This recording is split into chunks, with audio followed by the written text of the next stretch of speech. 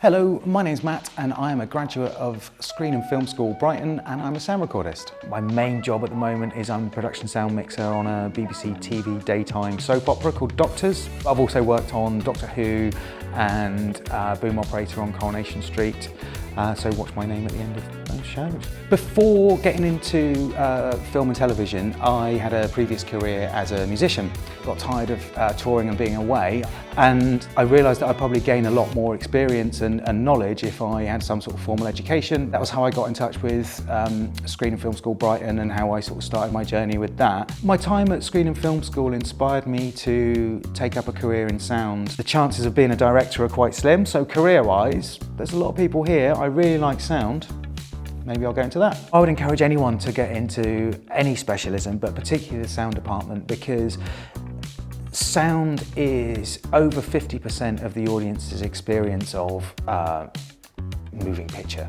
And there are an awful lot of roles within the sound department. So my specialism and my area is location audio, so my remit is the dialogue. If you can hear that the actor's saying the words, I've done my job. But there are also many other elements into the sound department. So we have things like dubbing mixers, there's audio restoration where audio needs cleaning up from an environment or a background. There's music composers and scoring and musicians. There is such a wide field of positions within sound, both in production and post-production, that I would encourage anyone to get into there because it's just booming at the moment.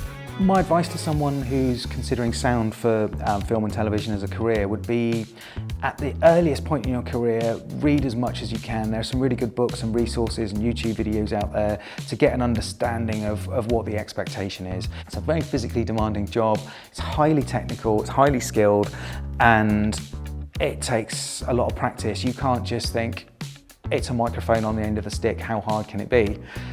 Essentially, it is a microphone on the end of a stick, but there is an awful lot of technique and knowledge that you have to have before you can call yourself a boom operator.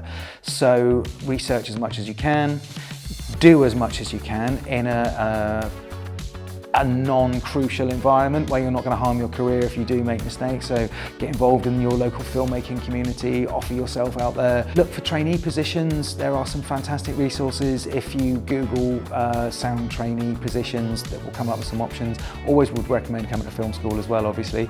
As you do more and more projects, the people that you're exposed to, like the heads of sound department, will hopefully mentor you, and make sure you ask questions, know when to ask questions, know when to not ask questions, and try and do your best work all of the time, because you never know who's watching or what job will lead to another or whatever. When you're applying to Screen and Film School, I would recommend that you do your research into the location that you're going to choose and what their entry requirements are, and if they ask you for a show reel or an examples of work, have that to the highest standard that you possibly can and throw yourself into it.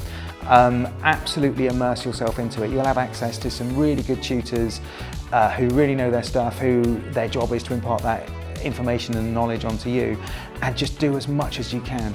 You will only get out of your experience at Screen and Film School what you put into it.